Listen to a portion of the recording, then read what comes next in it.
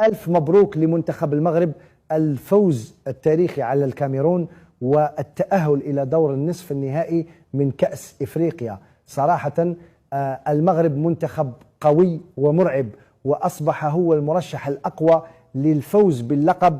المغرب يفوز على الكاميرون ويتأهل إلى نصف نهائي كأس إفريقيا، وربما نلعب مع المغرب، وخوف كبير أن يقصى منتخبنا الجزائري أمام المغرب، لأن المنتخب المغربي أصبح المرشح الأقوى للتتويج بلقب كأس إفريقيا. منتخب مغربي عنده أسماء قوية، ولكن التحكيم هو اللي أخذ اللقطة في هذه الدورة. أظن أنه مباراة صعبة، ولكن أرشح بنسبة ضئيلة جدا المنتخب المغربي، كون أنه المنتخب الجزائري سيتأهل إن شاء الله للدور نصف النهائي، وإحنا كجزائريين نحبوا صعوبة المأمورية باش نقدروا نحققوا أفضل النتائج. المنتخب الكاميروني له ضربة جزاء موبومو وله ضربة جزاء اللي عملها ماسيني، فالحكم والفار والاربع حالات اللي انا قلتهم